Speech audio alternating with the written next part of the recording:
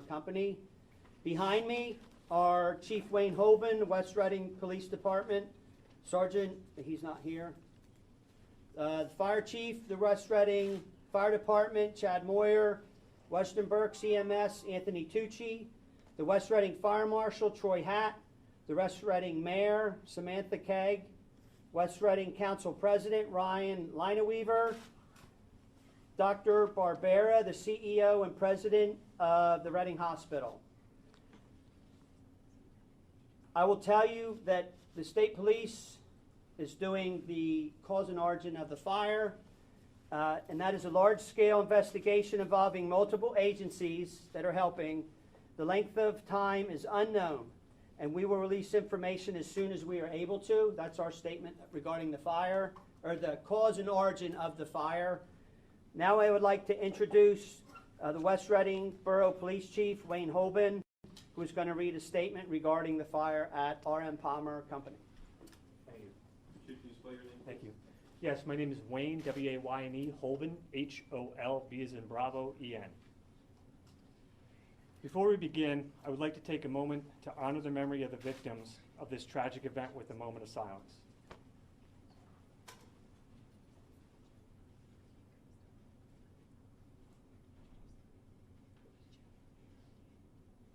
Thank you. On Friday, March 24th, a devastating explosion shook the West Reading community. Since then, rescue workers have worked tirelessly to search for survivors and ensure the safety of the surrounding area. 7 individuals died, several were injured, and some community members were left homeless due to the explosion. The search and rescue efforts following the building explosion at the R.M. Palmer building have officially concluded. Now that all unaccounted for individuals have been recovered, the focus shifts on the daunting task of cleaning up the aftermath. The cleanup process has begun, which is expected to be difficult and a difficult and lengthy process. It will involve the removal of debris, clearing the area, and making sure that buildings are safe to occupy. The cause and origin of the explosion is still under investigation by the Pennsylvania State Police Troop L Fire Marshal. Now that we are closely working with emergency response teams, environmental experts, and construction professionals to ensure that the cleanup is done safely, efficiently, and with minimal impact on the surrounding community. We urge the public to be patient during this time, as the area will continue to be closed off until cleanup is complete.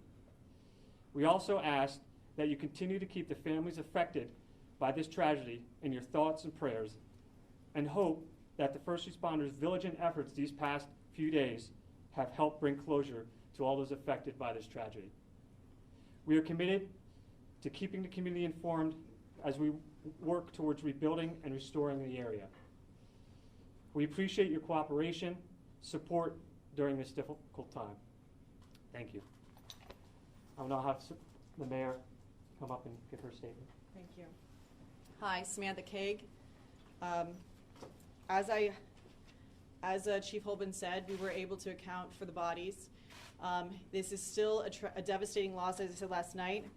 It was and still is the wishes of West Reading Borough officials that the families have time and space to grieve and share the information with their loved ones on a personal level, and not to have them find out things via the news and or social media. However, the Berks County Coroner's Office is starting to release the names of the positively confirmed identified individuals, following their guidelines and protocols for appropriate release. Our thoughts are with those affected by this process and news. Judy Schwank, Jahani Sapita, Chrissy Houlihan, and Josh Shapiro, and many other elected officials have been staples in making sure resources are available to families, employees, and anyone affected by this tragedy. And we are working together with them very personally to make sure the resources are there and coming. As we move into the investigation phase and releasing this further into very capable hands, my focus will be on the families and those affected to get them the resources and information they need, along with community support. We as a borough will continue to work hard for our community throughout the next coming months. I'm going to hand this over to Council President Ryan Lineweaver to make his statement. Yeah, it's Ryan Lineweaver. It's L-I-N-E-A.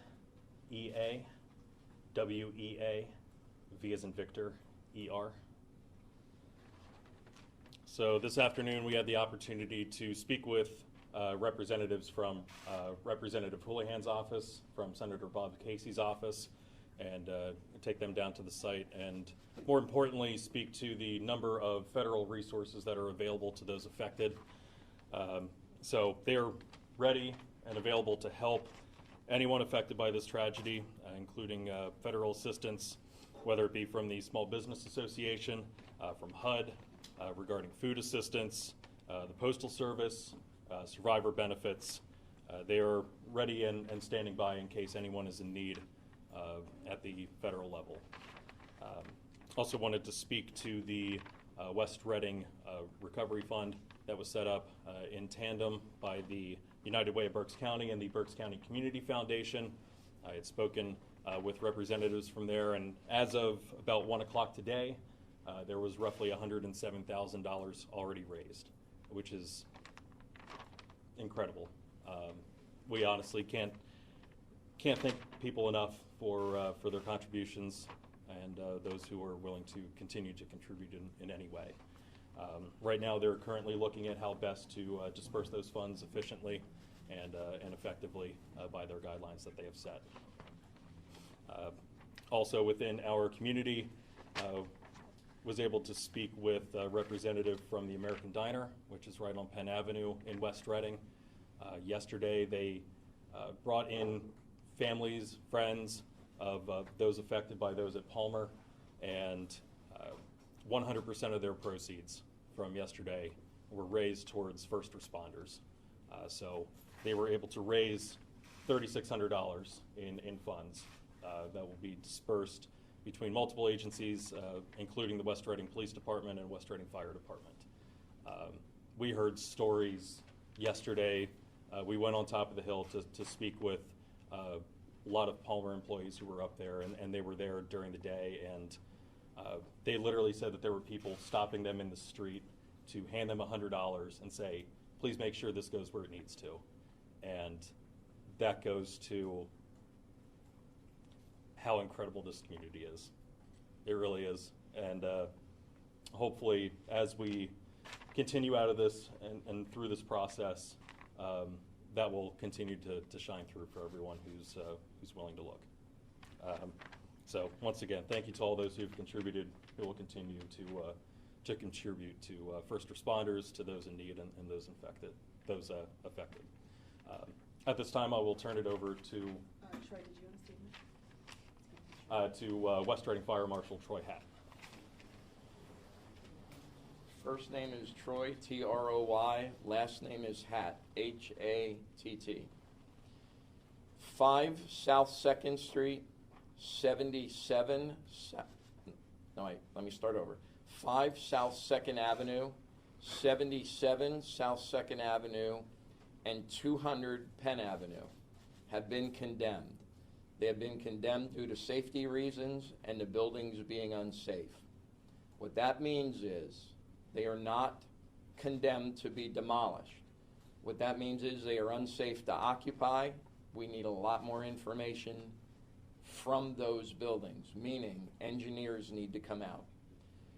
The businesses that are operating out of some of those buildings that were condemned are operating and will continue to operate out of other locations. So we're going to have to gather more information, but as of now, they're going to remain condemned due to unsafe reasons.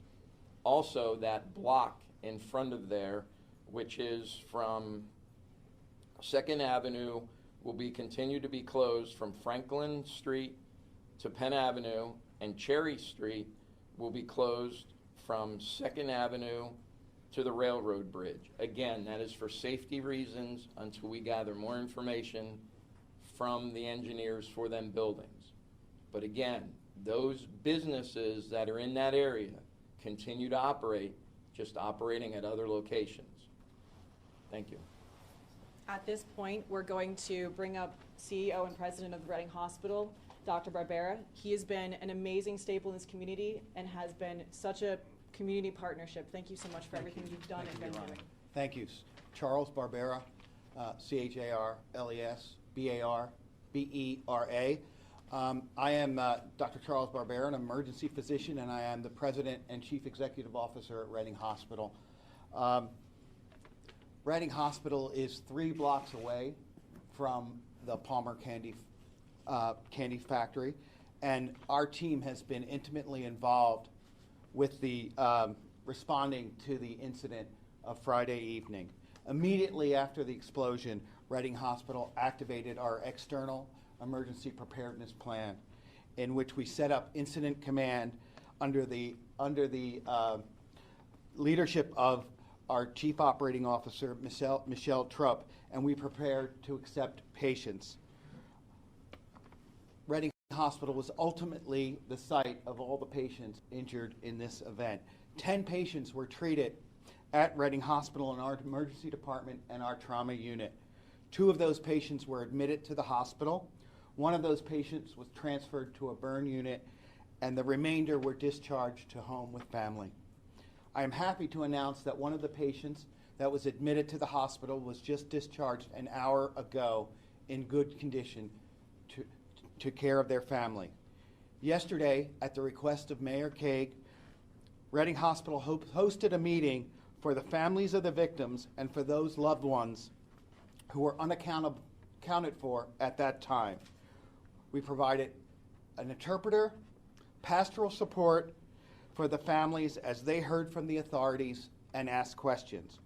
Our hospital family is devastated by these events, but we consider it our mission and our privilege to stand tall as a pillar of this community. In times of crisis and every day, our people take on this responsibility without wavering. Our entire team at Reading Hospital is fully dedicated to caring for those injured in the explosion and to working with the authorities to bring healing and closure to everyone impacted by this tragic event. Thank you.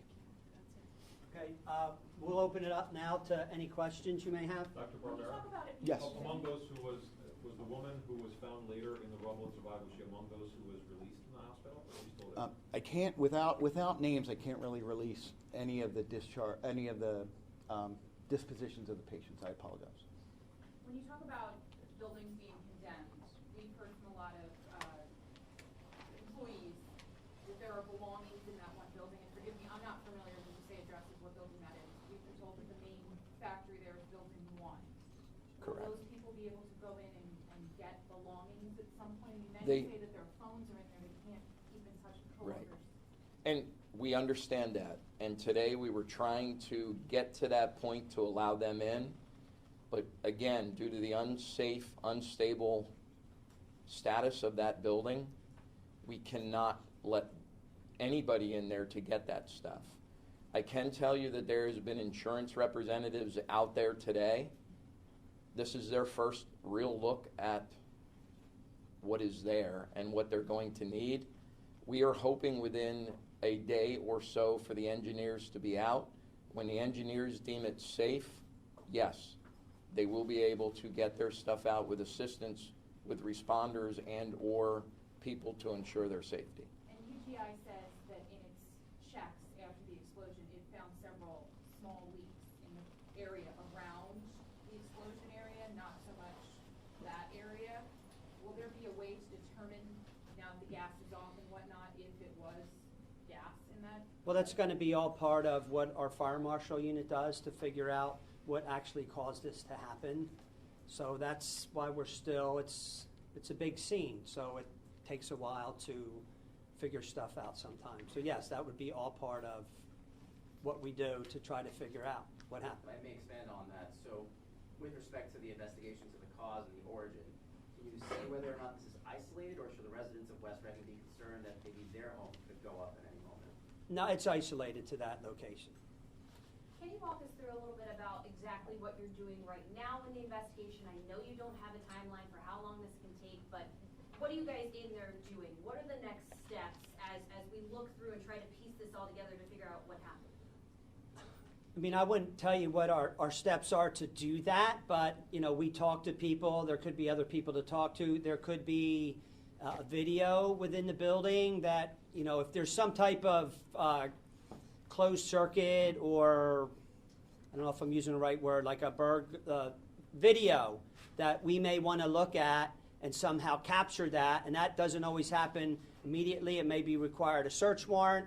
So we want to get everything that if there's video of what's going on in there just prior to this event, yeah, we want to have that. But that doesn't always happen within, a day or two. That could be a week till we send it out, even if that's where we're going. So that's just one thing that could prolong that. Or we want to talk to somebody. Maybe we want to talk to somebody that's injured.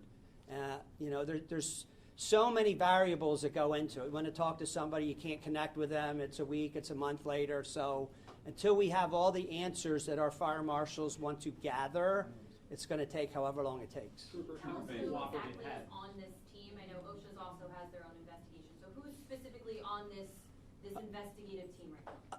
As far as cause and origin of the fire from the state police, there's 2 fire marshals that are doing this incident. Trooper, how cooperative has RM been with this investigation? And to the point that was sort of just raised here, there's a lot of variables. What have they been able to tell the state police at this point about what they know was happening in the building before the explosion? Well, I would never discuss what we turn up in the investigation at this point, especially.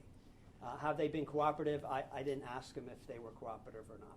I'm assuming they are. But I guess, let me rephrase it. Is there anything they've been able to tell you at this point about what was happening inside the building? I know the utilities have said what they've said. What has the company said? That I don't know. Trooper Bain, for anyone who may have video surveillance, pictures, anything of the incident, how can they go about contacting emergency personnel? Well, I will give you my email. You can email it to me, and I'll send it to the investigators. We would love to have any video, pictures, just after the event, before the fire department gets there. I know there's a really good video out there. I don't know if I can say where it came from, but there's a really good video out there that I just got longer of the video today at the request of one of the investigators. So yeah, if there's anybody, if you have a picture or video, maybe from a different angle or whatever it may be, don't ever think it's no big deal. Get it to us, and then we'll decide if it's not a big deal. Is there any reason to suspect negligence or foul play, or are we strictly thinking utility at this point? I would tell you everything's on the table at this point, right? Because we're still not done with the investigation, right? We may go down that road and think, okay, we got it, and then something else comes up. So to say it's one way or another, I would not say that at this point right now. The building with the most damage, what was that building? What was in that building? Can you give us a sense of how big it was, how wide it was? What was it, an office building? I don't know the proper term. It was part of RM Palmer's manufacturing storage facility for their chocolate. There were some employees, some office buildings up top, but that's what it was primarily used for. Was it a loading dock? There was a loading dock associated with the rear of the property, yes. Is there a manifest that told you guys how many people were working in the building at that given time for this massive explosion and for the number of people that were reported injured and deceased, it seems that it's kind of a miracle that more people weren't killed. Yeah, the police, working in close conjunction with RM Palmer staff, were able to come up with a list of people who they were not able to account for. That is correct. How many were in the building? How many were in that portion of the building then? I don't have an exact number of how many were in the building. But just in that portion of the building, did people make it out alive, or was it a small crew and this is what happened to them? I don't have that answer. Okay. Is there a number for the amount of people who were not in the building or not working there but lived near it and were displaced by the explosion?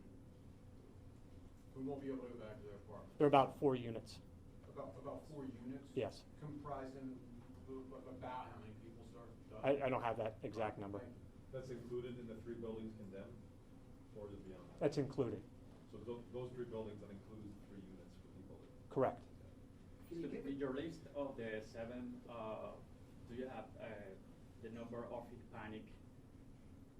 I do not have that number. Or nationalities? I don't have that number. Back to the concern for residents, UGI says the leaks that it found in the surrounding area, no one called those in. No one smelled gas. There were no reports of it. There were no reports of gas odor at the explosion site. So if we're relying on people to smell it, or they dig up, is what they did today. They dug up holes and found these leaks on their own doing this safety inspection, why shouldn't residents be concerned if they went and found these leaks that nobody knew were there because something exploded? UGI was on location that evening, so I'm sure they did what they had to do to make sure this area was safe. They were finding these leaks and repairing them today, 4 days later. That's what they told us. So when UGI was on scene, we had to shut the gas off. So there were some gas leaks that were repaired after the fact. Obviously, having gas off for a little bit, turning it back on, you do kind of smell like different things. We can't really comment on anything further than that because obviously it is under investigation. We don't have those answers, and us as a borough, we're not able to really answer them. That's why we're putting it in the capable hands of the next agencies kind of coming in as we turn it over into that investigation portion. I understand that, but if I'm a resident in that area or any area, I'm Yeah. now concerned because there were these leaks that nobody Yeah. knew about, and they only found them after 7 people died. That's why I'm saying, how do you assuage So the fears of people? the leaks that they may have found after may not have been the cause or involved with the incident. It might have been from turning the gas back on. But that's all speculation at this point. I mean, obviously, a lot of this is speculation. But what we're doing is it's obviously Officer Bohm has said that it is a contained incident. We've done our due diligence enough to be able to say that. So all that we ask is obviously continue to utilize the resources available. If you do smell a leak, come to us. But other than that, we have had obviously numerous agencies there and available to say that this is a contained incident and that everybody is safe.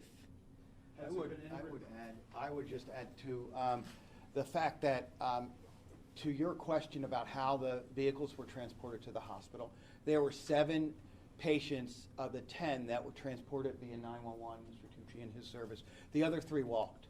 So they were able to ambulate and get to the hospital on their own. Were there any leaks reported in the borough after the explosion or over the weekend or today? Have there been any odor complaints? Would you like to? Yeah, Dean, if you want to come up and do you know of any odor complaints from today?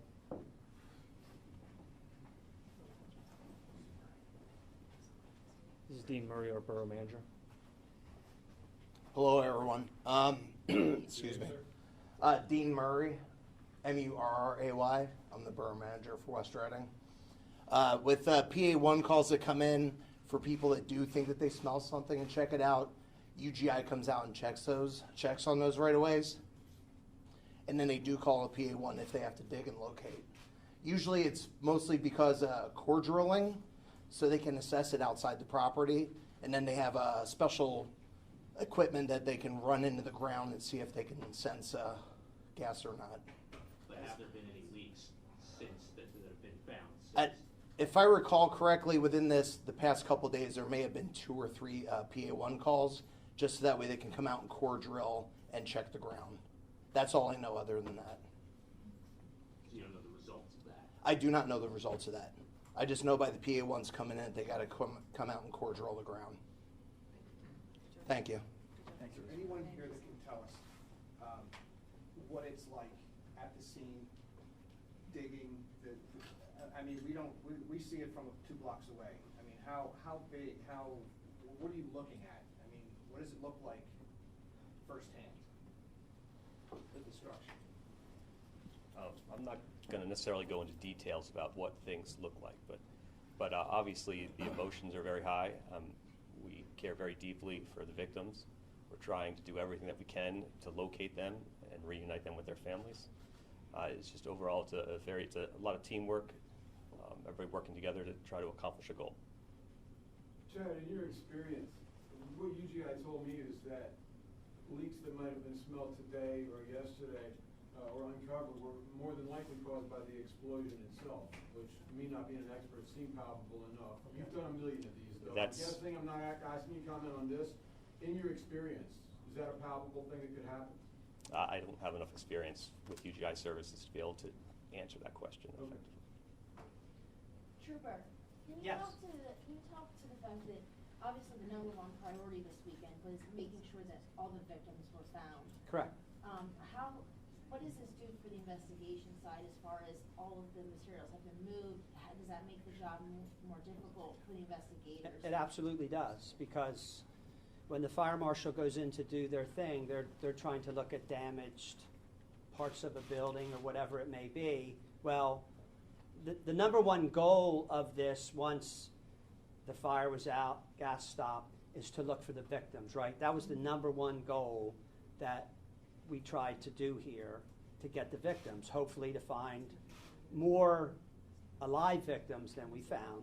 So with that, when they pick the building apart with the excavator, yes, it makes it really hard then to try to figure out things on how things may have happened here or there or anywhere else. So yes, it makes it really difficult to try to come up with calls. You got one of the best fire marshals in the state, though, that's on this job here for this. So I mean, it's pretty big explosions. It's a pretty big. I mean, you've got material that's potentially all over that area, right? correct. Do we know if any alerts or alarms went off before the explosion at the plant? That I do not know. Do you? I can tell you from Anthony Tucci, I'm the EMS chief for Western Berks Ambulance. I can tell you from the CAD notes that they did report that there were multiple alarms that the county received in their dispatch center. You know what those alarms indicated? A fire alarm. So there was no Before the explosion? There was no pre-alarm, just fire alarms that went off in the building that they were getting from their reporting stations. After the explosion or before the explosion? I would assume right during the explosion, they got them probably simultaneously. Just to be crystal clear, not at all before, not 5 minutes before. Nothing came on into the pop. nothing came into the comm center before that. So right around the time. Yep. Has anyone spoken to the lone survivor and how they're doing after all of this? Not at this time. Nor did we. Have you spoken to any of the people who were injured, and what have they told you about the situation in terms of your investigation? I don't know all the intricacies on how far they're into their investigation. Are you But- aware of any reports of gas odor or reports of gas leaks at this plant in the days and months prior to this? Yeah, I think any other questions with regards to the, with gas can be forwarded to UGI. Thank you. So is it accurate to say that the families of the victims have asked to not have their names released? Are any names being released formally? I know 2 names were released yesterday. Yes. And we can't speak on behalf of what the coroner's office, their protocol and what they do. As I said. I couldn't tell them what they can or can't do. They're going to do what they do on everyday incidents. So when they have an identification, I would say since they named the other 2, or the first 2, they'll release the names. As I said, the coroner's office is going to release that. Us as West Reading Borough, we're not going to share that information as we don't see it privy to do so. But I think at this point, we're going to wrap this up and kind of close this down so we can get back to doing what we need to do behind the scenes. I'm sorry, all the decedents, are they employees or was We don't have that information. Thank you so much. We really, really appreciate it. We really appreciate all of you being here and getting the accurate information out. Thank you so much.